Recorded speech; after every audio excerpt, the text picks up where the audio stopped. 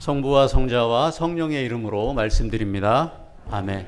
우리 서로 같이 축복해 줬으면 좋겠습니다. 예수님의 이름으로 축복합니다. 예수님의 이름으로 축복합니다. 축복합니다. 네, 우리 오랜만에 야고보 교우님 가정 나오셨는데요. 네, 얼마 전에 모친상이 있으셨는데요. 하나님의 크신 위로가 있기를 원하고 우리 베냐민까지 라헬 교우님과 베냐민까지 같이 나왔습니다. 환영합니다. 네, 환영합니다. 네, 고맙습니다. 네. 또 우리 김상래 에스더님 지인 되시는 우리 김수산나님 네, 천주교에서 오셨는데요. 반갑습니다. 환영합니다. 네, 고맙습니다. 네, 고맙습니다. 네, 잘 나오셨습니다. 감사합니다. 네. 이천교회에서 우리 니콜라 회장님과 또 카타리나 또 그레이스 네, 같이 나오셨습니다. 반갑습니다. 네, 잘 오셨습니다. 네. 잘 나오셨습니다. 우리 얼마 전에 타교파 전입식을 했던 이봉자 사라 교우님 잘 아시죠? 네, 이봉자 사라 교우님의 언니가 추도 기념일이셨어요. 네, 별세하신 언니가 있으셔서 이봉례 대례사님 다 기억하실 겁니다. 그렇죠? 네, 이봉례 대례사님의 영혼이 하나님의 은총을 입어서 평안히 쉬시기를 또한 기도드립니다. 아멘. 인생을 살면서 고난이 있습니다. 네, 고난이 있는데 이 고난이요 하느님을 떠나게도 하고요 또 하느님께 더 깊이 들어갈 수 있게 만들기도 합니다. 저와 여러분이 어려움 가운데 또 고난 가운데 있다면 그 고난으로 말미암아서 하느님께 더 깊이 들어가고 하느님을 더 깊이 만나시는 그런 저와 여러분 되시길 원합니다. 아멘. 오늘 또 이렇게 같이 인사했으면 좋겠습니다. 하느님께 감사합시다. 네, 하느님께 감사합시다. 네, 하느님께 감사합시다. 네. 오늘 어떤 마음으로 주님 앞에 나오셨습니까? 네. 뭐 마지못해 억지로 끌려 나오신 분 없으신 줄로 압니다. 네, 없으신 줄로 압니다. 네. 허물어진 마음일 수도 있고요. 또 상처난 마음일 수도 있습니다. 또 고된 삶으로 인해서 지친 마음을 가지고 오늘 이 자리에 오셨을 수도 있습니다. 또는 감사한 마음으로 또 주님을 더 깊이 만나고픈 마음으로 그렇게 나오셨을 수도 있습니다. 부디 제가 바라옵기는 오늘 이 감사 성찬 예배를 통해서 우리들 가지고 나온 그 모든 마음들을 어떤 마음들이라도 그 모든 마음들을 주님께 올려드리고 그리고 주님께서 받아주시고 또 그 마음들 가운데 위로해 주시고 또 우리 인생의 문제를 해결해 주시고 또 주님의 위안과 평안을 얻으시기를 기도드립니다. 아멘. 오늘 누가복음 17장 11절부터인데요. 한 절 한 절 같이 읽으면서 오늘 말씀 나누도록 하겠습니다. 11절 먼저 볼까요? 예수께서 시작. 예수께서 예루살렘으로 올라가시는 길에 사마리아와 갈릴레아 사이를 지나가시게 되었다. 아멘. 예수님이 어디로 가시는 길입니까? 예루살렘으로 가시는 길입니다. 예수님은 분명한 목적지가 있으신 분입니다. 그 목적지가 어디냐면 그 목적지는 예루살렘입니다. 예루살렘에서 어떤 일이 벌어질 것입니까? 십자가에 달리시는 큰 사건이 벌어질 곳이 바로 예루살렘입니다. 십자가에서 죽으심으로 저와 여러분을 살려내시고자 하는 그 길을 가십니다. 이것이 예수님이 길을 가시는 목적입니다. 사람을 살리고자 하는 분명한 사명을 가지고 그 사명을 감당하시기 위해서 어디로요? 예루살렘으로 올라가시는 길입니다. 이 목적이 분명한 예수님이십니다. 우리 교회는 2년 동안 교회를 위해 봉사할 교회위원들과 신자회장을 새롭게 선출했습니다. 각 단체에서도 임원들 선출하고 계시죠? 네. 저는 오늘 예수님의 목적지가 예루살렘인 것처럼 교회위원님들과 회장님들의 목적지가 예루살렘이기를 원합니다. 우리 평택교회의 목적지가 예루살렘이기를 원합니다. 우리들 인생의 목적지가 새 예루살렘이기를 원합니다. 그 예루살렘으로 가는 길이 사는 길이고 우리를 구원해 주는 길이라 믿습니다. 저와 여러분은 예수님과 같은 편인 줄로 믿습니다. 같은 편이면 인생의 목적 또한 같아야 한다고 믿습니다. 예수님과 동일한 목적, 동일한 길을 가시는 저와 여러분 되기를 원합니다.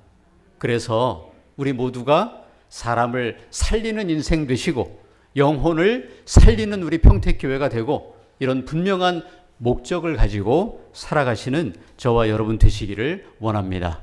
아멘. 12절 한번 볼까요? 어떤 마을에 시작. 어떤 마을에 들어가시다가 나병 환자 10사람을 만났다. 그들은 멀찍이 서서 예수 선생님, 저희에게 자비를 베풀어 주십시오 하고 크게 소리쳤다. 아멘. 예수님이 사마리아와 갈릴레아 사이를 지나가시는 겁니다. 사마리아도 아니고 갈릴레아도 아닌 경계선입니다. 나병 환자들은 어떤 마을에 속할 수가 없습니다. 마을과 떨어져서 격리된 삶을 살아야 했습니다. 그 나병 환자가 몇 사람입니까? 10사람입니다. 불치의 병에다가 인원도 10사람입니다. 10이면 꽉 찬 겁니다. 10사람의 나병 환자란 불치의 병, 고칠 수 없는 완전한, 완벽한 그런 불치의 병을 상징하는 것 아니겠습니까? 그 당시 이 나병은 천벌이라 여길 정도로 사람이 고칠 수 있는 병이거나 의술이 고칠 수 있는 병이 아닙니다. 저는 저와 여러분 역시 예수님 앞에 나오기 전까지 모두가 다 어떤 상태였다? 사람이 고칠 수 없는 상태, 의술이 고칠 수 없는 상태였다고 생각합니다. 이런 완벽한 그리고 어쩔 수 없는 어떻게 할 수가 없는 그 불치의 병을 가지고 경계선에 서 있던 처지가 저와 여러분의 처지였다고 생각합니다. 예수님을 믿기 전에 불치의 병에 걸린 10사람, 이게 저와 여러분의 과거였다고 생각합니다. 완전한 불치의 병, 이 말은 그렇기 때문에 오직 나를 치유해 주시는 그분은 구원자 예수님 밖에는 그 누구도 해결할 수 없다. 사람이 할 수 없고 그리고 의술이 할 수 없다. 예수님에게서 해결받기 전에는 고쳐지지 않는다. 고칠 수가 없다. 그분만이, 예수 그리스도만이 고치시고 회복시켜 주실 수 있다. 그래서 그 10사람 모두가 뭐라고 외칩니까? 예수님 저희에게 자비를 베풀어 주십시오 하고 크게 소리쳤다. 주여 우리를 불쌍히 여기셔서, 주여 나를 불쌍히 여겨 주시옵소서, 그렇게 크게 소리칠 수밖에 없었다는 겁니다. 예수님 말고는 내 인생의 문제, 완벽한 불치의 처지인 나의 상황을 뒤집어 놓으실 수 있는 분은 없습니다. 그러니 주님, 저에게, 나에게 자비를 베풀어 주십시오. 여러분도 그렇습니까? 여러분도 그렇습니까? 내가 지금 처한 처지와 환경, 나를 이 구렁텅이에서 구해 주실 분은 오직 주님뿐이십니다. 주님밖에 없습니다. 여러분 믿으십니까? 불치의 병에 걸린 10사람, 그 10사람이 곧 저와 여러분의 과거였다는 것이었습니다. 그래서 주여 우리를 불쌍히 여겨 주시옵소서, 주여 나를 불쌍히 여겨 주시옵소서, 오늘 큰 소리로 주님 앞에 고백하시는 예배 되기를 원합니다. 아멘. 14절로 갑니다. 예수께서는 시작. 예수께서는 그들을 보시고 가서 사제들에게 너희의 몸을 보여라 하셨다. 그들이 사제들에게 가는 동안에 그들의 몸이 깨끗해졌다. 아멘. 예수께서는 그들을 보시고 그들의 처지와 환경을 보시고 그랬습니다. 예수님이 보아주시면 되는 줄로 믿습니다. 주님이 나를 바라봐 주시면 됩니다. 주님 얼굴을 나를 향해서, 내 삶을 향해서, 나의 이 어려운 처지를 향해서 주님 얼굴을 돌려주시옵소서. 아멘. 주님이 바라봐 주시면 해결되는 줄로 믿습니다. 아멘. 우리는 주님을 바라봐야 합니다. 피하려 하지 말고 어떤 문제든 주님과 직면해야 합니다. 세상을 바라보고 사람 바라봐야 해결되지가 않습니다. 주님이 바라봐 주시는 분들이 다 되시기를 원합니다. 아멘. 사제들에게 가서 너희의 몸을 보여라. 사제들이 오케이를 해야 됩니다. 다 나았다. 인정을 해줘야 다시 마을로 들어갈 수 있었습니다. 예수님은 사람과 사람과의 관계, 공동체와의 회복도 중요하게 생각하시는 분이십니다. 여러분 요즘 꼴도 보기 싫은 사람 있습니까? 예수님 마음으로 눈을 돌려서 바라보시면 관계가 해결되기 시작하리라 믿습니다. 바라보시길 원합니다. 서로 바라보세요. 제가 요즘 제가 올해가 결혼 20주년인데 제가 더 바라보겠습니다.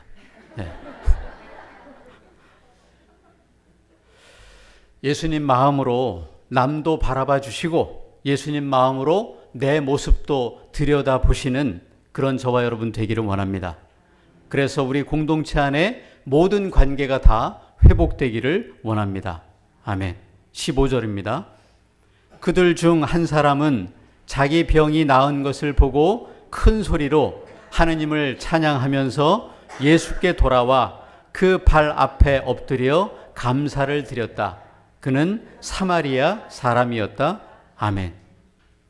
10사람 중 9사람은 사제에게 먼저 갔습니까? 아니면 예수님께 먼저 왔습니까? 그 중 한 사람은 사제들에게 먼저 갔습니까? 예수님께 먼저 왔습니까? 예수님께 먼저 왔습니다. 저는 지혜로운 사람이라 믿습니다. 그가 어떻게 했는지 보세요. 자기 병이 나은 것을 보고 큰 소리로 15절에 하느님을 찬양하고 그리고 예수께 돌아와 그 발 앞에 엎드려 세 번째 감사를 드렸다.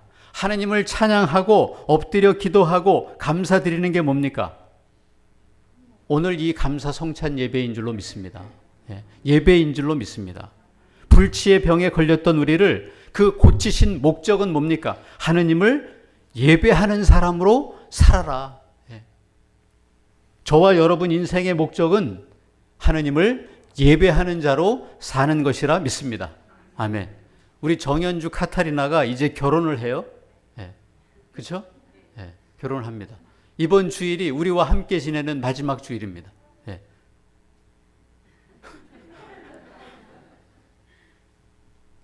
결혼의 목적이 뭐예요? 왜 결혼하는 거죠? 결혼의 목적이 뭡니까?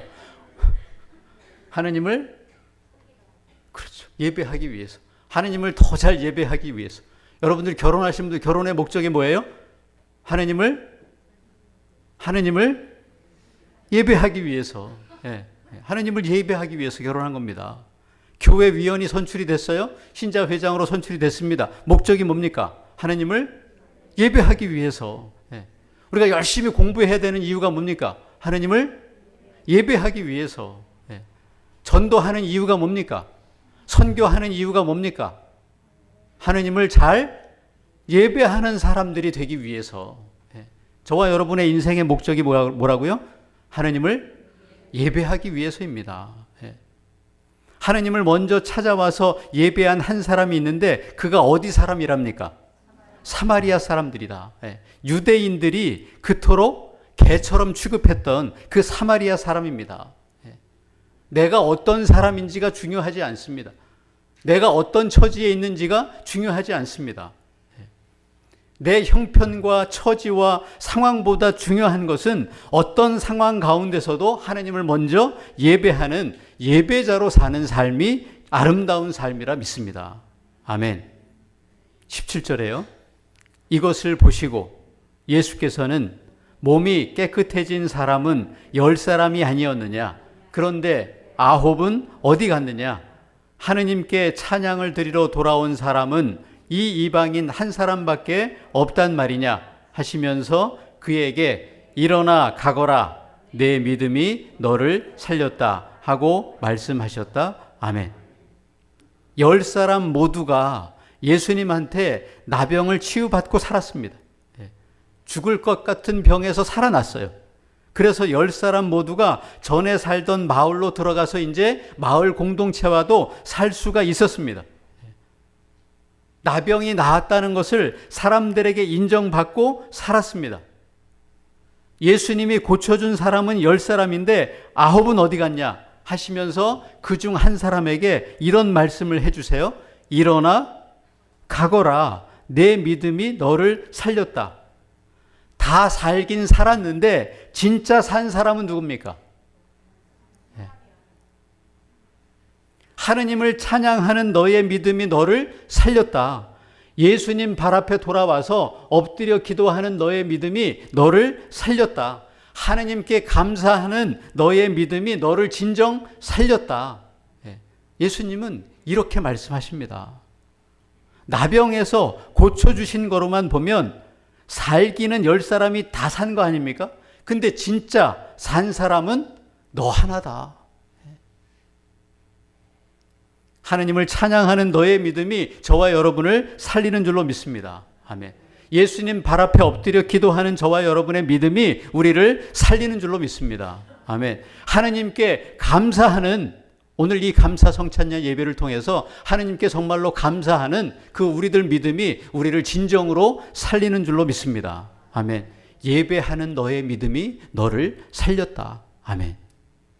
오늘 디모데후서 9절에 한번 보세요. 바울이 이렇게 얘기합니다. 나는 이 복음을 위해서 고통을 당하고 죄인처럼 감옥에 갇히기까지 했습니다. 그러나 하느님 말씀이 감옥에 갇혀 있는 것은 아닙니다. 바울은 지금 감옥에 갇혀 있고 고난을 받고는 있지만 예수님을 사랑하고 복음을 전하려는 바울의 믿음이 바울을 살리는 겁니다. 감옥에 있지만 감옥에 가둘 수 없다는 겁니다. 어떤 상황 속에서도 전도하고 선교하려는 예배하려는 본래의 목적을 잃지 않는 그 너의 믿음이 너를 살렸다. 아멘. 여러분 일시적으로 치유받는 게 좋습니까? 아니면 영원히 사는 게 좋습니까? 병이 낫는 것보다 더 중요한 건 영원히 사는 것 아니겠습니까? 바울이 비록 박해받고 고난 가운데 있어도 그보다 더 중요한 건 그 상황 속에서도 하느님을 찬양하고 기도하고 감사하는, 그래서 하느님을 전하고 복음을 전하는 전도자, 하느님을 예배하는 예배자로 사는 것. 바울은 이것을 세상 무엇보다 더 중요하게 생각한 사도였다는 겁니다. 이 바울의 믿음이 저와 여러분의 믿음 되기를 원합니다. 9은 어디 갔느냐? 9은 어디 갔습니까? 9은 어디 갔습니까? 저는 그 9사람이 다 주님 앞으로 나오고 있는 중이라 믿습니다. 우리 평택교회로 다 오고 있는 중이라 믿습니다. 아멘. 그땐 미처 몰랐는데 생각해보니 감사하고 감사해서 주님 앞으로 돌아와 엎드려 찬양하고 감사하는 예배하는 그런 자들로 모두가 살아가리라 믿습니다. 그 사람들이 저와 여러분 되기를 원합니다. 아멘. 저는 오늘 이 말씀 묵상하면서 10명의 나병 환자가 마치 내 안에 있는 10개의 마음, 10명의 나병 환자가 내 안에 들어있는 10개의 마음, 훨씬 그보다 더 많겠죠. 아무튼 그 10개의 마음들이라는 생각이 들었습니다.